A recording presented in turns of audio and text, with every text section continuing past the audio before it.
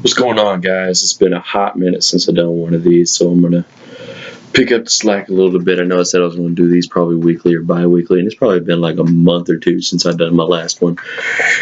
Anyway, we got a really interesting topic we're going to talk about. Sorry if I look kind of sweaty and kind of exhausted. We had a work day at the church, so help put in some ceiling tile and stuff like that, move some chairs around, move some musical equipment around. So, today's topic, first of all, welcome to Karate Talk. Karate Talk. We may have a guest in a few minutes. He's going to come in from the other room. Some of y'all may know him. Some of y'all may recognize him from my other videos. But anyway, today we have a really, really good topic. It's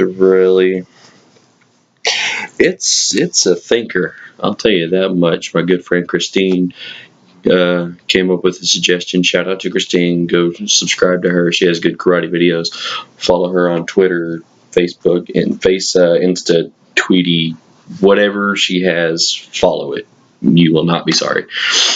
Anyway, today's topic is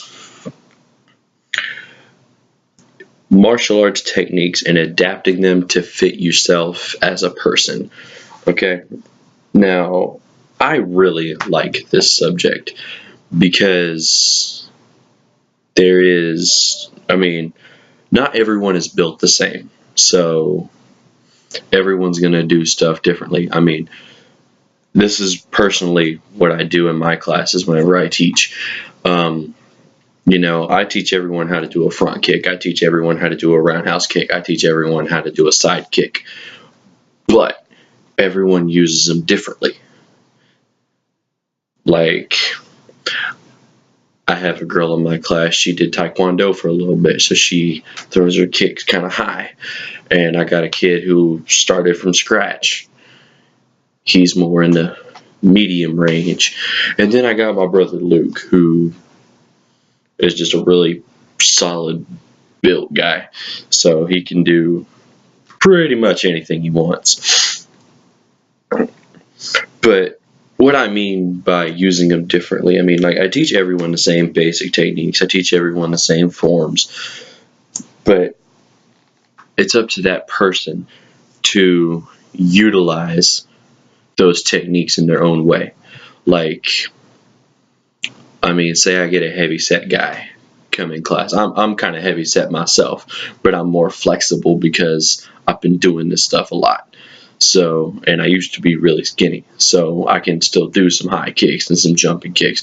But a normal heavy set guy is not going to be doing no Taekwondo jumping 540, 720 kicks. If they do, that'd be some stuff to see. Sammo Hung, shout out to Sammo Hung. He can actually do that stuff. I can't. I can do some, but not to the level of this kid, man. Well, not really kid. He's like in his 60s, but Sammo Hung, great guy. Anyway, back on track. A normal heavyset guy is not going to be doing all these jumpy, flashy kicks. So what I recommend is, if you're going to use some kicks, keep them low. I teach you how to do a roundhouse kick, take it to the legs. I teach you how to do a front kick, take it to the groin.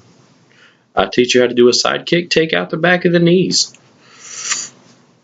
And if you're going to work the upper body, come in with some hands, That's what I mean, and a big, tall, lanky kid, he got some long legs. He's going to be throwing some kicks. I'm going to make sure he be throwing some kicks, because what good is having these long legs if you don't use them?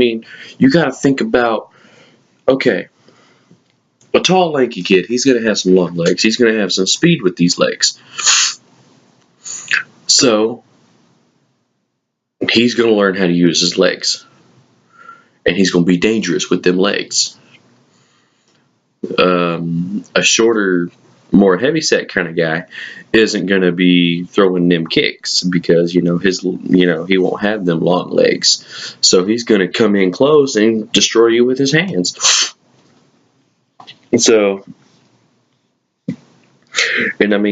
some people, like tall, lanky kids, going to be using a roundhouse kick, hit up here and these pressure points up here, hit to the temple.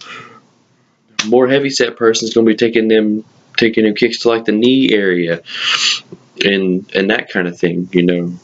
Work on some punches. Come in, destroy the solar plexus with some vertical fists. There's a lot of stuff you could do. And, if you're more average built, you pretty much have the best of both worlds. You can throw them high kicks. You can come in with some hands. You can do pretty much anything at that point. I like to. I'm not average built. I'm overweight for my height, but I can do a lot of stuff. I can throw the kicks to the head. I can throw them jumping kicks. I can throw some spinning kicks. I can also come in and I can get you with some hands. I can come in and take you out with some leg kicks and stuff like that. So there's a lot you can do about it. People in the military hear the phrase, I think it's improvise, adapt, overcome. The way I teach my classes is I don't teach people set self-defense routines. I go through like certain, I call them examples, okay? Because in a real self-defense situation, if somebody's coming at you, you ain't gonna be like, hold on a minute, I need you to do this. This is what I was taught in class. I need you to do it this way. No. So I try to think of some stuff. And what I do is I come out with my students with a technique and be like, all right, defend and take me out. That's what I do. And, I'll show them some techniques, but it's up to them to utilize what they want.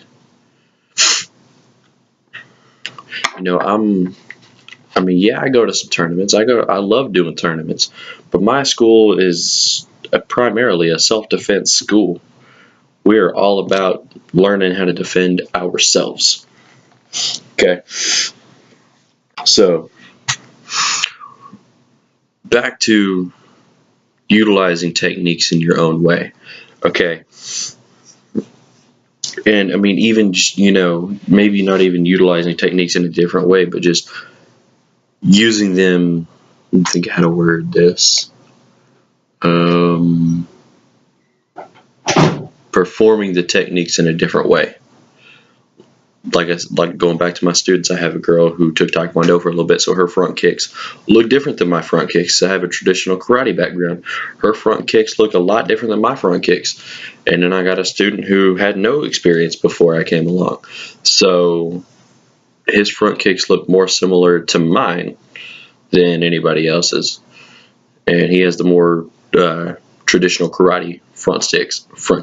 Where'd that come from? Anywho, but everyone does the same forms, but I also love the individuality because they do the same moves and the same techniques, but they do them in different ways. And I love that about my students. Is not because if you see everyone do the same thing, there is something to be said for having everyone do the exact same thing the exact same way. It is beautiful to look at. I'm not even gonna lie. I like watching some of them, but there's also something to be said for doing the same stuff but doing it in different ways, because it adds more versatility, more diversity. Because in my opinion, if I'm watching somebody do the same thing over and over and over, and they're doing it the same way, especially when you got a group of people doing forms, they're doing everything. The stances are like everyone's stances are the exact height off of the ground, the exact same height. Everyone's doing the technique at the exact same time. There's something to be said for that in terms of the beauty of it. But at the same time, there's also something to be said for everyone doing the same techniques but having their own different flair to it. It shows that not everyone is the same. Everyone has their own way of doing things. And that's one thing that I really enjoy. And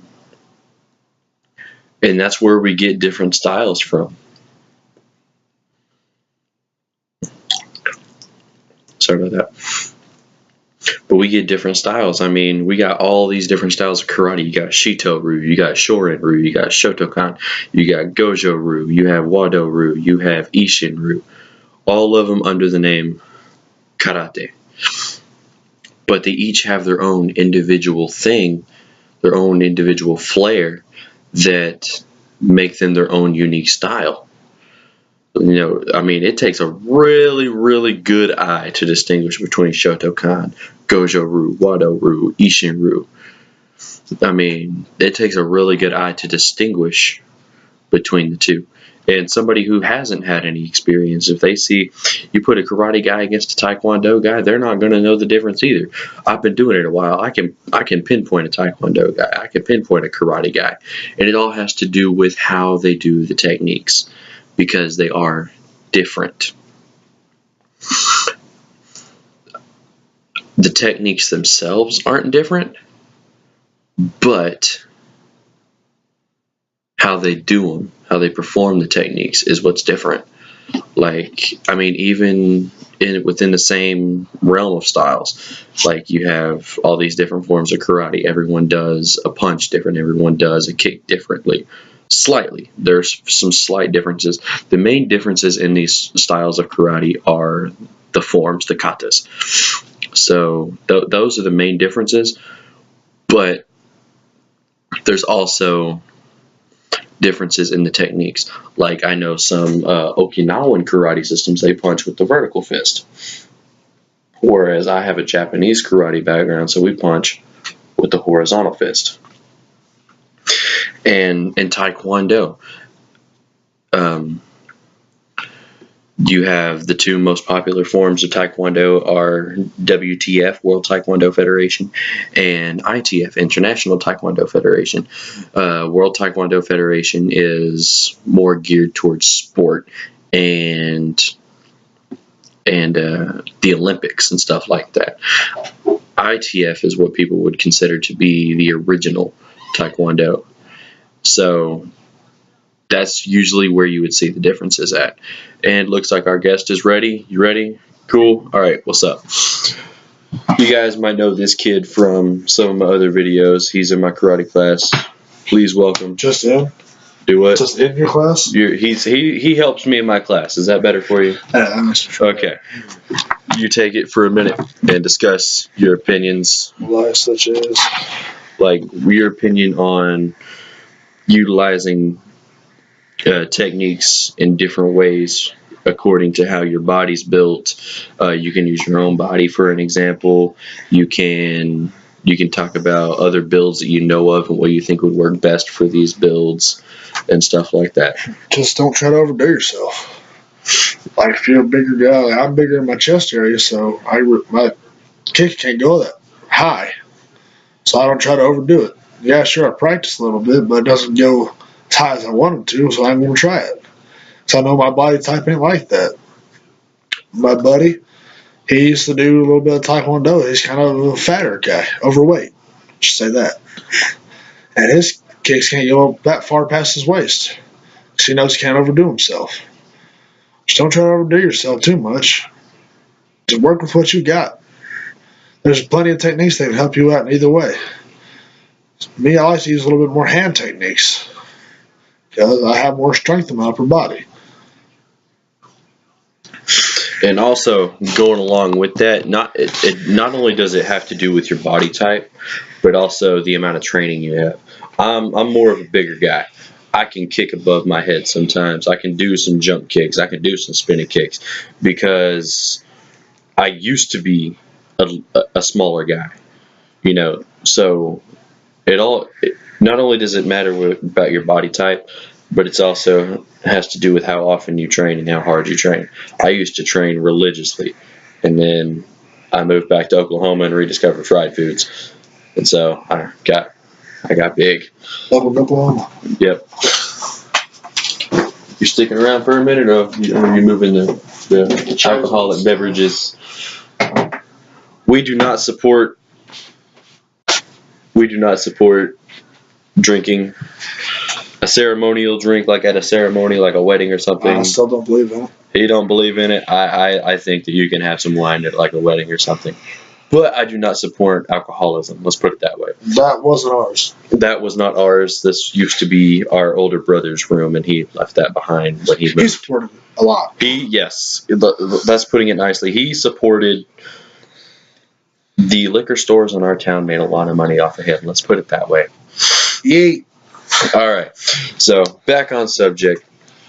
Most of you don't know, but he started off as a boxer, where he's talking about his hand techniques. He started off as a boxer. I also have a little bit of a boxing background. I was better. We're not going to go there. Anyway, so that's the whole reason he started coming to my class, is to teach my students some hand techniques, and he just kind of thought it looked fun, so he joined. So he took karate with me when he was like, what, seven, something somewhere in that area. While back. Let's put it that way. While back. So he took karate with me, and he remembered like the basic kicks, and that was about it. He remembered He remembered the front kick, roundhouse kick, the leg roundhouse kick, or 45 roundhouse kick, whatever you decide to call it, and the side kick already. He learned spinning back kick. I mean, that's really all he knew. And he came in and he learned forms. I assessed him and I gave him. I started him off at green belt because he did have some knowledge and he was picking up on stuff fast. And I promoted him to blue belt since then. He's learned how many forms? 6 forms? 6 forms. 6 forms. How long was it that I learned those? It's been 2 months since he started coming to class with me. So he's learned 6 forms in 2 months. I'll tell you, it took me a year to learn 1. So if that tells you anything. So, but like I was saying with the body types, if you're a bigger guy and you know your legs ain't long, my suggestion to you would be to get in close and destroy somebody with your hands. Or if you're a tall, lanky kid, use them legs.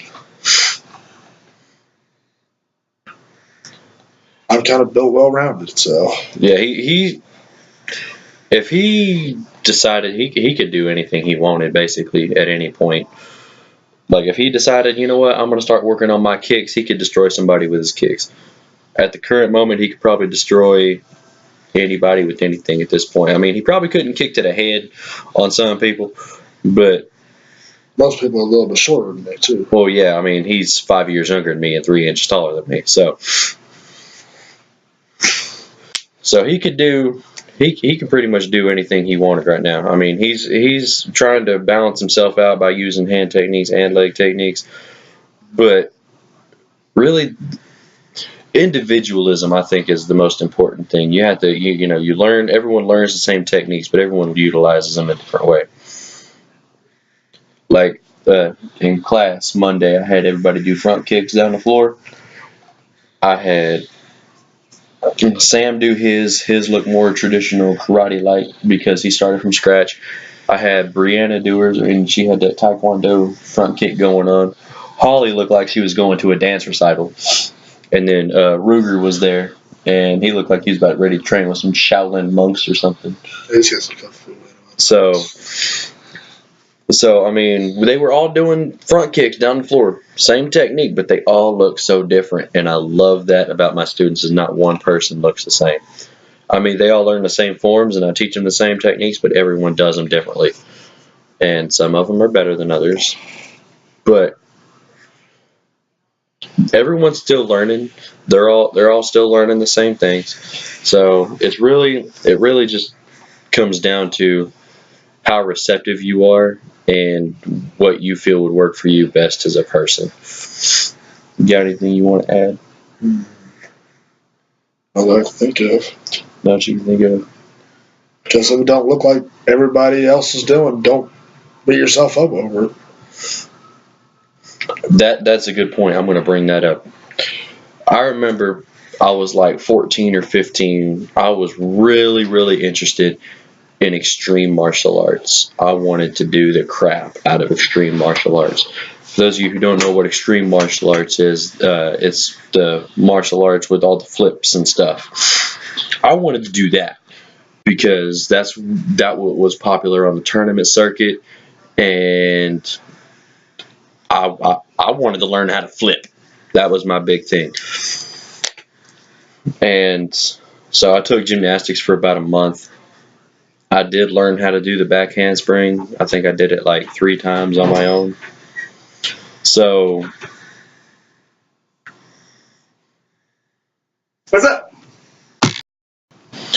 All right, we take a little bit of a break there, but we're back. So as I was saying, with the extreme martial arts, I took gymnastics, regular tumbling class. I learned how to do the back handspring. I think I did it like maybe 3 times by myself, and then I just never did it. And then I got over the fear of going backwards, and then I didn't do it for so long, and then I kind of regained the fear of going backwards, so I kind of forgot how to do the back handspring.